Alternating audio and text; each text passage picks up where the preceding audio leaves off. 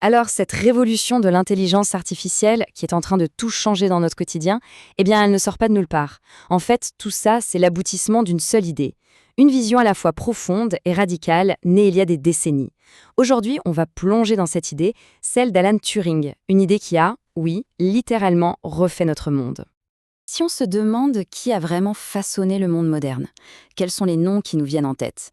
En général, il y a une histoire qu'on se raconte, une sorte de récit officiel sur la façon dont on est arrivé à notre vision actuelle de l'humanité.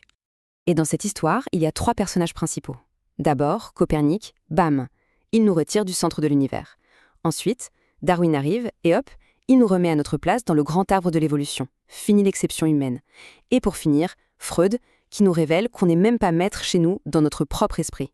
C'est le fameux récit des trois grandes claques, les trois blessures narcissiques de l'humanité. Mais voilà, cette histoire, aussi bien ficelée soit-elle, il lui manque un chapitre, et pas n'importe lequel. Pour vraiment comprendre notre époque, il faut la mettre à jour. Parce que le coup le plus profond, la secousse la plus déstabilisante pour notre identité, elle ne vient pas de Freud, non. Elle vient d'un autre penseur, Alan Turing. On y est, la véritable troisième révolution, celle qui est à la base de toute notre ère de l'intelligence artificielle, c'est donc la sienne, c'est la révolution Turing. Alors, elle consiste en quoi cette vision de Turing? En fait, elle repose sur deux idées d'une simplicité désarmante, mais absolument radicale. La première, c'est que l'intelligence n'est pas une sorte d'étincelle magique, un truc propre à l'humain, non. C'est un phénomène matériel, juste le résultat d'une certaine organisation de la matière.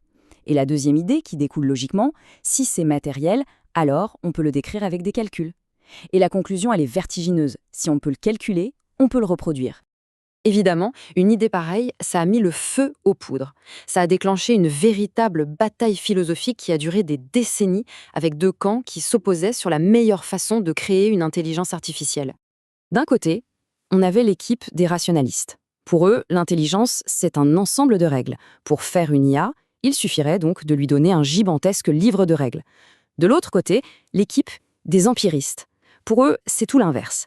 L'esprit est une page blanche, un carnet vierge.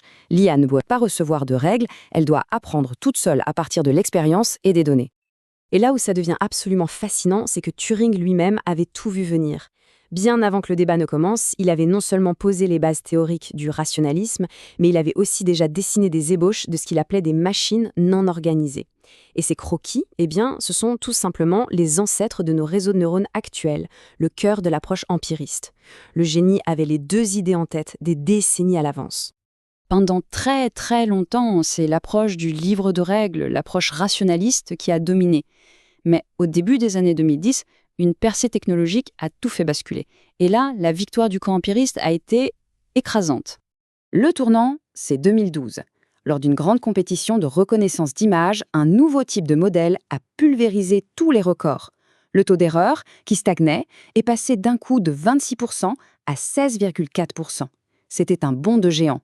Et ce miracle, c'était le deep learning, l'approche empiriste poussée à son maximum. Ces modèles, c'était exactement l'idée du carnet vierge. Ils sont partis de zéro et ont appris en analysant des millions d'exemples.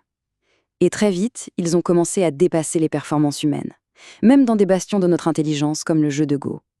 Là, on a compris, la vision empiriste n'était plus une simple théorie, elle était devenue notre réalité. Forcément, une telle révolution, ça provoque des réactions très fortes. Et on a vu deux extrêmes apparaître. D'un côté, une peur quasi apocalyptique, et de l'autre, un déni total. D'un côté, donc, la peur de la super-intelligence.